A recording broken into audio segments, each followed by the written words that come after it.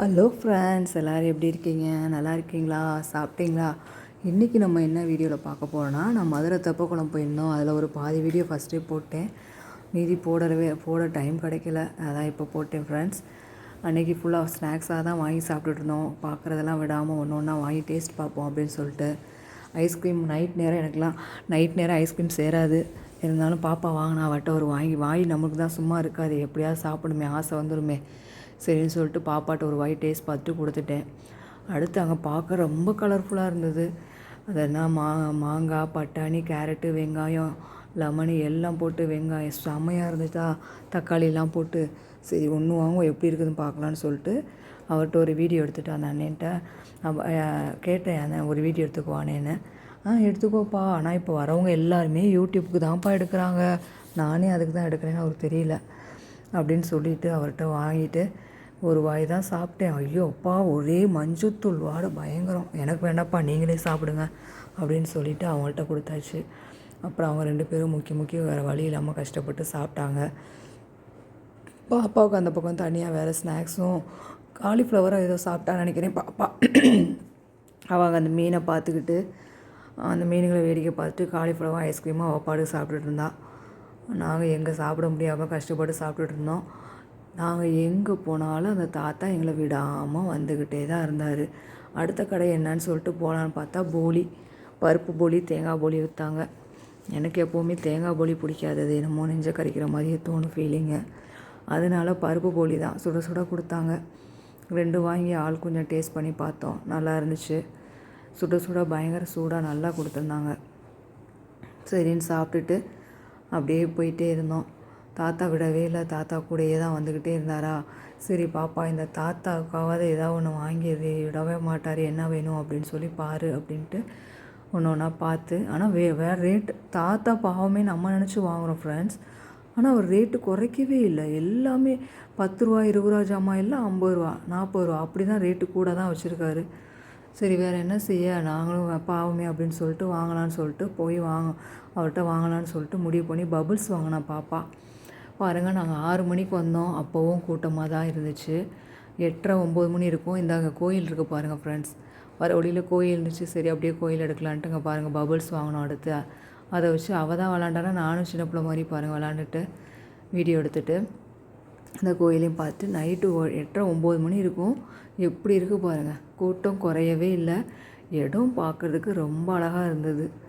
இன்னும் எனக்கு வரவே மனசே இல்லை, சூப்பராக இருக்குது அப்படின்னு சொல்லிட்டு எல்லோரும் சேர்ந்து ஒரு வீடியோ எடுத்துகிட்டு நைட் நேரம் அந்த தெப்பக்குளம் எப்படி இருக்குதுன்னு பார்க்கலாம், தம்பி ஒரு வீடியோ வர்றான்னு சொன்னேன். அவனும் எடுத்தான்.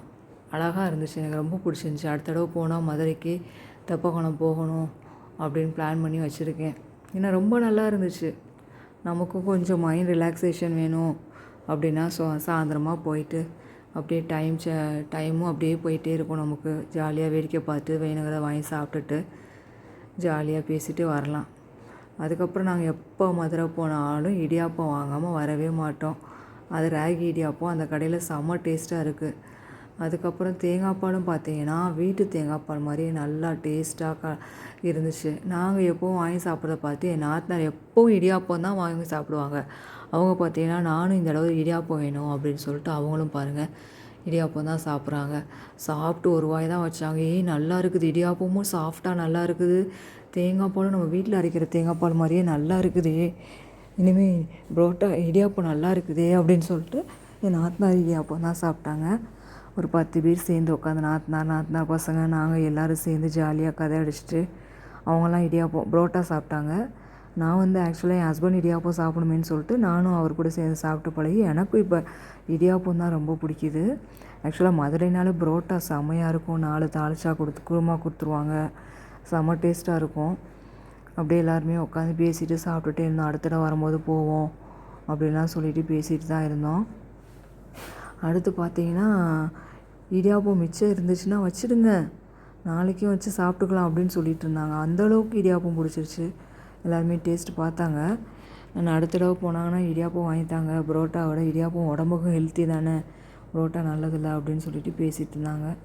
சரின்னு சொல்லிட்டு நைட்டு எல்லோரும் பேசிவிட்டு ஜாலியாக பேசிவிட்டு மறுநாள் காலையில் நாங்கள் ஊர் கிளம்புறோம் அப்படின்னு சொல்லிட்டு மறுநாள் சிக்கன் அது மீன் கனவா மீன் வாங்கிட்டு வந்திருந்தாங்க. மீன் வாங்கி சாப்பிட்டுட்டு திருச்சி கிளம்பியாச்சு.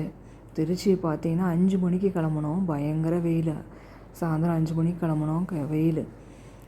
அடுத்து 6:30 ஆயிடுச்சு. இன்னும் வெயில் குறையவே இல்லை. என்னால் அங்கே உட்காரவே முடியல ஜன்னல் பக்கத்தில். சரி கொஞ்சம் தள்ளி உட்காரலாம் அப்படின்னு சொல்லிட்டு தள்ளி தான் உட்காந்துருந்தேன். அப்புறமா கடலை விற்றுட்டு வந்தாங்க. கடலை வாங்கி சாப்பிட்டோம். கொஞ்சம் நான் எப்போவுமே ஜங்ஷன் கிட்டே போகும்போதே அங்கே கடையிலேயே வாங்கி டீ காஃபிலாம் வேணுன்னா குடிச்சிட்டு போயிடுவோம். ஆனால் இந்த தடவை ட்ரெயினை மிஸ் பண்ணிடுமோன்னு சொல்லிட்டு வேகமாக போனோமா, அதனால் டீ வாங்கி குடிக்க முடியலை. வந்த இடத்துல தான் ட்ரெயினில் வந்த இடத்துல தான் வாங்கி குடித்தோம். எனக்கு எப்போவுமே அப்படி வாங்கி குடிக்கிறது பிடிக்காது. சரி வேறு வழி இல்லை. எனக்கு ஈவினிங் டீ குடித்து அவனுக்கு கம்பல்சரி. நம்ம இறங்கும்போது 8:30 9 ஆயிரும். அதுக்குள்ளே நமக்கு தலைவலியே வந்துடும். டீ குடிக்காட்டி எனக்கு ஒரு மாதிரி இருக்கும். அதனால் சரி வாங்கி குடித்தாச்சு. டீ குடிக்காட்டி என்னைய மாதிரி எத்தனை பேர் இருக்கீங்க டீ குடிக்காமல் இருந்தால்? என்னைய மாதிரி டீ குடிக்காட்டினா எனக்கு அப்படியே ஏதோ இழந்த மாதிரியே இருக்கும். குடித்தா தான் நிம்மதியாக இருக்கும். அது மாதிரி எத்தனை பேர் டீக்கு அடிமையாக இருக்கீங்க சொல்லுங்கள் ஃப்ரெண்ட்ஸ். ஓகே ஃப்ரெண்ட்ஸ், என் சேனலை பார்க்குறவங்க லைக் பண்ணுங்கள், ஷேர் பண்ணுங்கள், சப்ஸ்கிரைப் பண்ணுங்கள். Okay bye. திருச்சி வந்துருச்சு. நான் ஊருக்கு போயிட்டு வீட்டுக்கு போயிட்டு பேசுகிறேன். பாய்.